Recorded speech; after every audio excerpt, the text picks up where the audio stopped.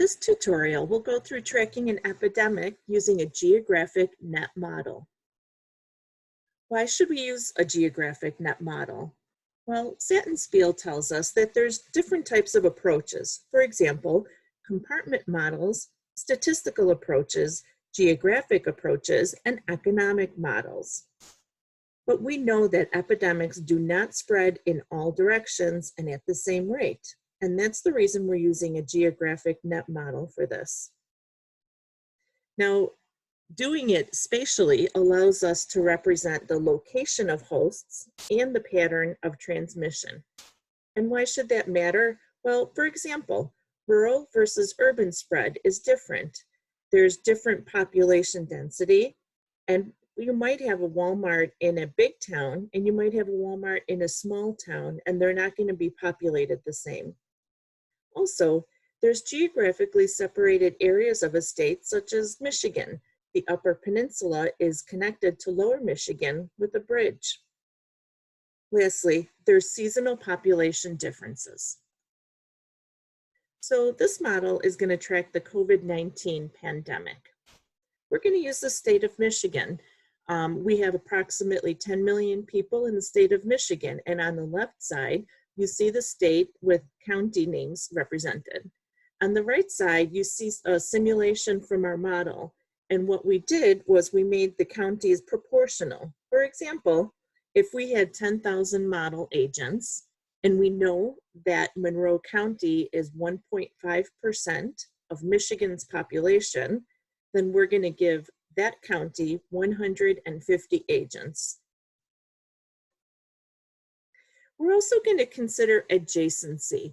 You're able to contact only people in your network, and your network consists of people in your county and the 4 closest counties to you.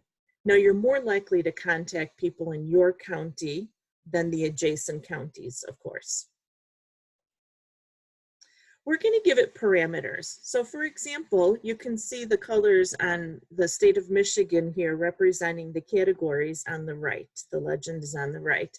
In this simulation, there's 1,043 agents. We're running it for 50 days. And there's 15 people that you might contact. And then we go into isolation on day 5 through 24, where you'll only see 10 people.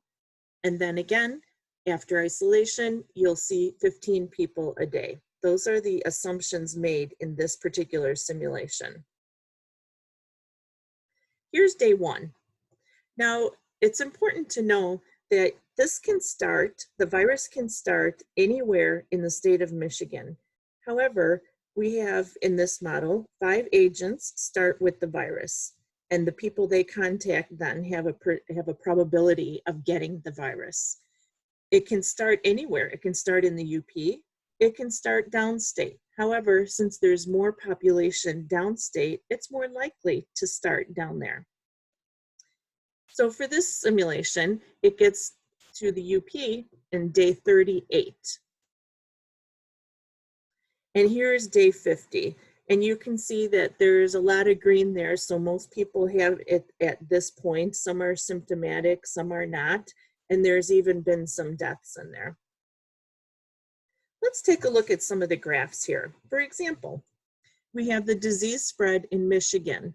We know that blue is recovered, so that should be going up on the left graph there.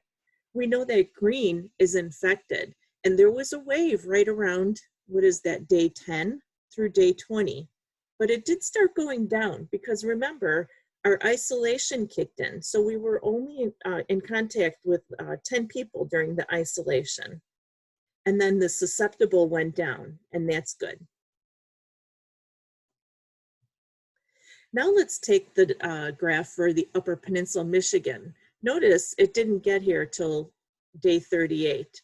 So most of the action that you see on the graph here won't take place until after that. So the people who are unexposed, that red line on top, that means that that's going to go down after day 38. One thing that you should know is that we ran this 10 times in a row, not changing anything, just running it 10 times. and the UP got it anywhere from day 1 to day 40. So the average was 24.1 days with a standard deviation of 12. That's pretty high. Why is that? Well, a deterministic model gives a single possible outcome for an event, but this is a probabilistic model, and this gives a probability distribution as a solution. So what does that mean for the UP? Well, possibly UP might get it on day 40 if most people are compliant in isolation, or it's possible that the UP might get it on day 1. Someone in the UP might have already had it, or somebody who had it from downstate may have traveled up to the UP. Now let's take a look at what the isolation effects do. So 1 week isolation, 2-week isolation, and 3-week isolation. You can definitely see a difference here. It's not, the 1 week isolation is not much, but you can see in 2 weeks, it's already better. People are just starting to get it. And in week 3, it's still just starting to spread. So does isolation make a difference? Well, this model shows, yes, it definitely does. We also can compare the graphs for 1, 2, and 3 weeks isolation. Take a look at the difference between week 1 and week 3, that red line. Those are the susceptible people. The susceptible declines more steadily in 3 weeks. Additionally, that green line, who are the people who are infected, it doesn't have that peak. It doesn't rise in week 3 as it did in week 1 and 2. And the people who are infected stays beneath 200 as opposed to 300 plus.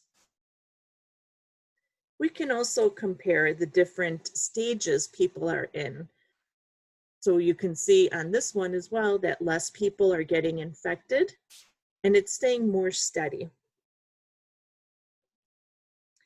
One of the limitations is how to apply this model. For example, this model predicts that almost 95% of the people will get COVID-19 from a period of time March 1st through April 25th. But we looked at the real data, and the real data shows that only 0.4% of the people are going to get COVID in Michigan. And this is coming from michigan.gov. So even if we counted people who may have had it, but we really didn't know, let's say that brings it up to 4%, that's really not much of a difference. But this is a simple model. You can't do 10 million people. It's just not possible. So this model really can't be used for forecasting, but there are many aspects that you can model, such as the isolation factor. Well, that's it. Hope you enjoyed it. Thanks, Shane.